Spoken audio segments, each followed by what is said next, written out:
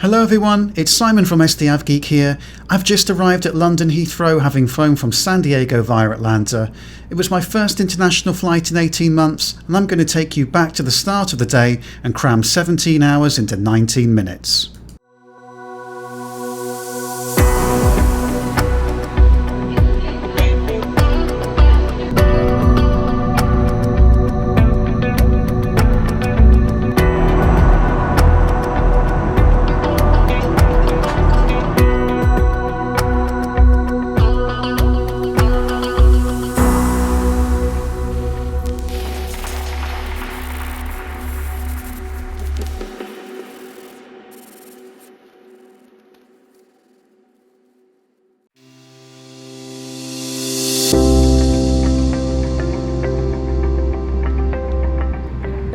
Well, good morning from San Diego International Airport. Today I'm flying to London Heathrow via Atlanta.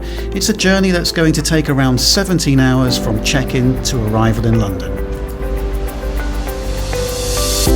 So I checked in for my flight this morning with Delta, and as you can see the lines were very busy. I wasn't really quite expecting that, but you know, the Atlanta flight before mine was delayed, and so I think that had something to do with it. But the whole experience this morning hasn't been without its stresses so far. The stresses really started yesterday when I went to check in for my flight and it told me I needed to have a negative COVID test in order to board the flight. And the latest rules to go to England don't require a pre-departure COVID test. And I know that it's impossible for the technology to keep up with, you know, who needs what, who's vaccinated, who isn't, which countries are requiring, you know, which tests, etc. So I knew that it was probably just a limitation of the app, but it still kind of set the cat amongst the pigeons a little bit. And yesterday I was kind of scrambling, thinking, should I just get a COVID test? But I had so much to do that it just wasn't an option. So I took a chance that I would get to the airport today and everything would be okay. And yet when I did check in, I was asked to present a negative COVID test. Alright, you just need to take a look at your negative test, please. Those are vaccines. Do you have the negative test? No, currently for the UK you don't need it. You just need to have your vaccine and your day 2 test booked. No, to be fair, I said it wasn't needed, and he checked his computer, and you know, with little delay, we moved on. I'm just hoping that when I get to Atlanta, there's not going to be any issues at the gate when they do a more comprehensive check.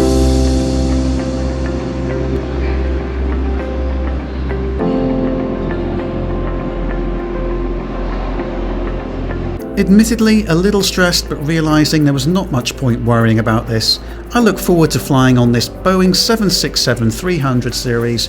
It's 22 years old and was first delivered to Delta brand new in 1999.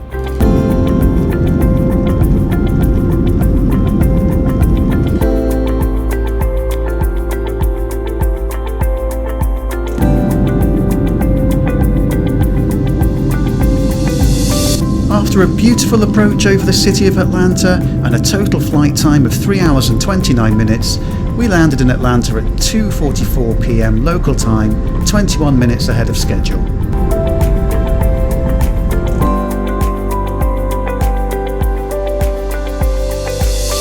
Despite it being 3 hours before my flight to London, I headed straight to gate E26 to process my paperwork with the Delta agents. I was happy to find out that my research was in fact correct. I did not need a negative COVID test, and I just needed to provide proof that I'd booked a day 2 test after I'd arrived in England, which I had.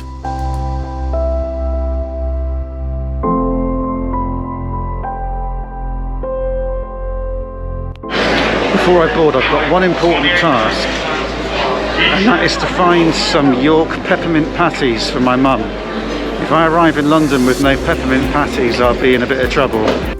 Well, back to gate E26, and here's my aircraft for my flight to London this evening.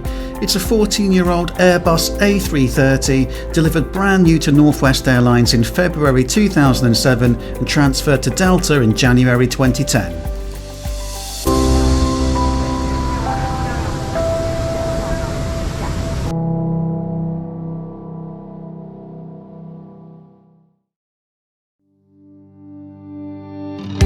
This evening I'm very fortunate to be flying in the Delta One cabin, and I settled in to seat 4J for my flight to London.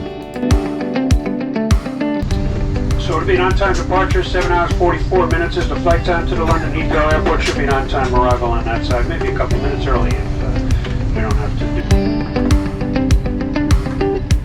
Means the world to us.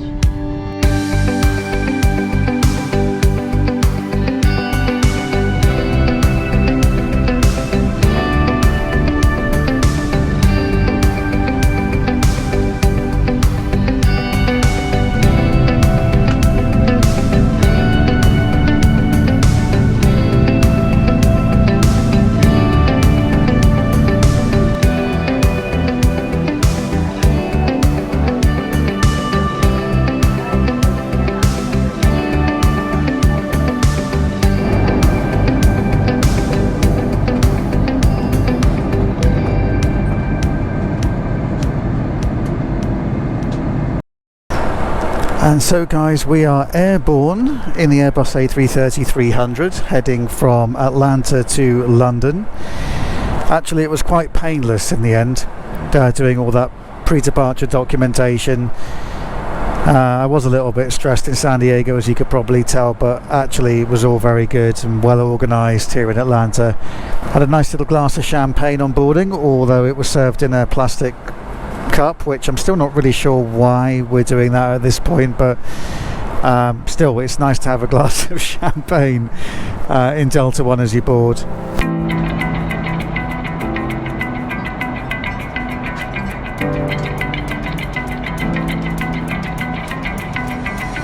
So I did do a review of the A330 Delta One seat a few months ago, and I've put a link to that video in the description below, and I got quite a few comments from people saying that I incorrectly referred to it as the Delta One suite at the time, and that was true. I was still getting used to the Delta cabins at the time, and you know, to be fair, Delta do have a somewhat confusing first class offering. They have a regular first class seat, they have Delta One seat, they have Delta One suite, and then within the Delta One suites you have suites that are fully enclosed with a partition door, or suites that don't have a door, and it just depends on what aircraft type you're on. So to be clear, this is the Delta One seat on the A330, and it's very comfortable. It's a lie flat seat. We'll have a look at that a little bit later. Other than that, it's got the oversized screen, which I absolutely love. As always, I'm just watching the in-flight map. And then you've got the controls for your television, the controls for your seat there as well. Again, there's no partition here. We can bring up the armrest here if we want, but I still think the suites are really quite comfortable and private. Behind me here we've got our headphones, noise reduction headphones and cabin light, and then you've got your USB charging and regular mains charging there as well. And then Delta also give you a nice bottle of water, as well as the champagne on boarding. So again, if you want to learn more about this seat, you could always visit the video I've done before, but it's really nice to be back in this cabin. It is very comfortable, and I'm looking forward to this flight to London and experiencing the Delta One experience on an international flight.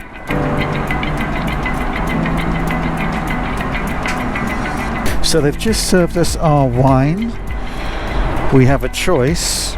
It's a little limited when it comes to wine. You have a choice of red or white, and the white is a Sauvignon Blanc and the red is a French Bordeaux, and that's it, you know, in terms of the choice. But that's fine. I've gone for the Bordeaux because I'm having beef short rib for dinner. I am limiting myself to 2 glasses of wine on this flight so that we don't have another repeat of the A350 review of a few weeks back.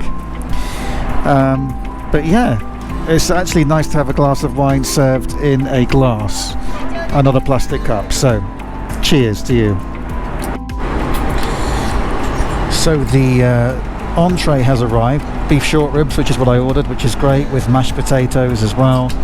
Looks like we have a bread roll and a salad as well, with some butter, some dipping. I'm not quite sure what this is, to be perfectly honest, but we'll give that a go. And then we've got some ice cream for dessert as well. So, you know, In comparison to what we've been getting recently on the flights, this is a marked improvement, so looking forward to it.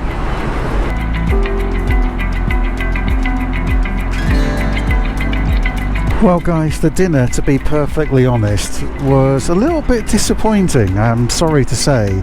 My first impressions of the short ribs were they were actually quite tasty, but as I took a few more bites I realised it was pretty average beef, to be honest. The salad was a bit uninspiring. I'm not even really sure what the dish was next to the salad. I didn't know if it was a soup or a salad dressing, but whatever it was, it didn't taste great. The bread was nice, but to be perfectly honest with you, the best part of this meal was the Haagen-Dazs chocolate dessert. So I'm definitely going to need breakfast in a few hours' time. All in all, I don't normally like to complain about the food, particularly as the majority of my first class and Delta One upgrades have been complimentary. But on this flight I've actually paid for my upgrade, so I feel that if you'd paid, I have paid for this, I find the food a little bit disappointing. It is nice to have it served on a tablecloth with actual cutlery, silver cutlery, and on proper plates, and that's all great, but the actual food itself was disappointing. And also the choice of wines, very, very limited for a first class flight, so I don't know, I'd give Delta a 4 out of 10 on this, to be perfectly honest. Little disappointing. So there is an amenity kit, although this one is branded for Delta Premium Select, so that's interesting. I never really use these amenity kits too much, it doesn't make too much difference to me, but I think I might feel a little bit duped if I'd paid $5,000 for a ticket for this cabin. I didn't, I got a better deal than that, but still, I believe there ought to be a Delta One product here. But let's take a look inside. We have an eye mask, which I would definitely use, that's cool. Some earplugs, a toothbrush, little Colgate toothpaste there, some socks, and a hand moisturizer.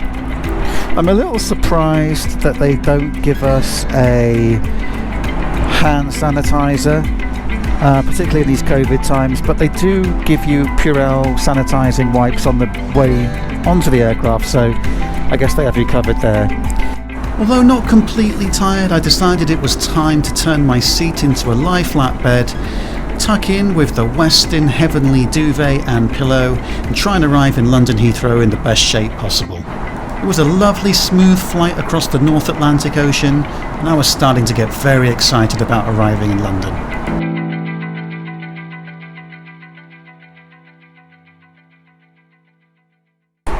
Well, good morning. It's about an hour and 20 minutes out of London. They've just put the cabin lights on. I've been awake for about, I'd say, an hour and a half. I probably got 3 decent hours sleep in that flatbed, so that was nice. It's still dark outside because it's only I think about 5:30 AM local time, so yes, interested to see what's for breakfast.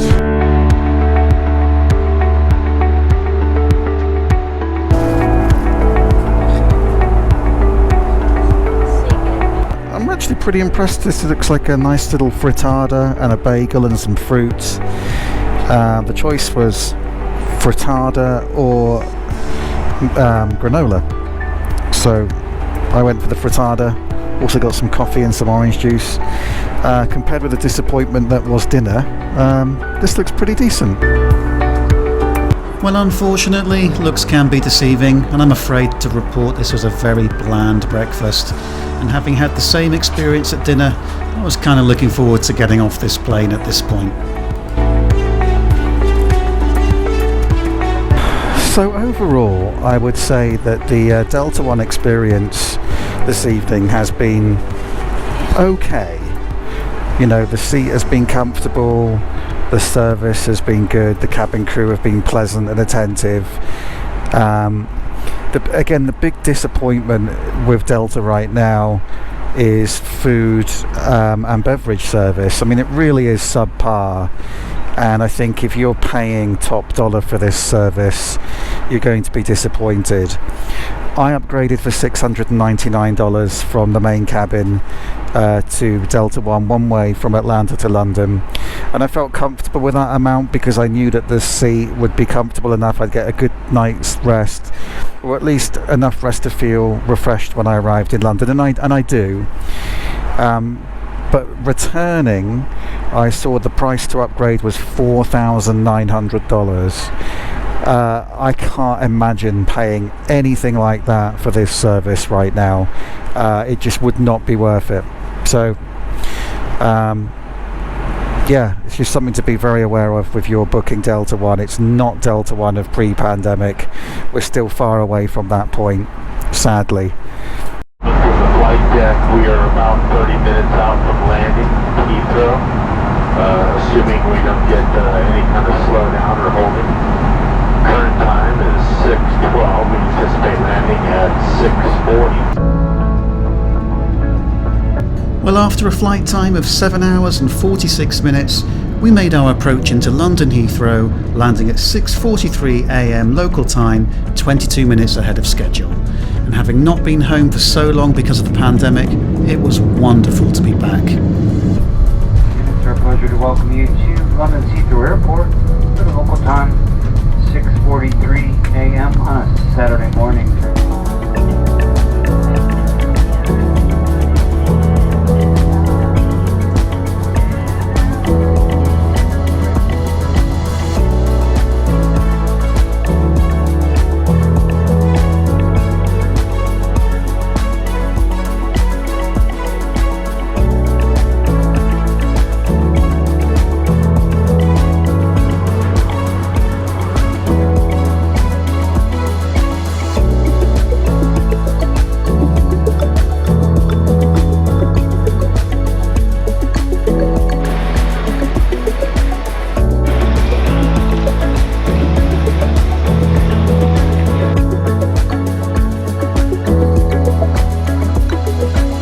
Okay guys, well I'm in London finally. It's great to be back in England after 2 years of COVID enforced absence.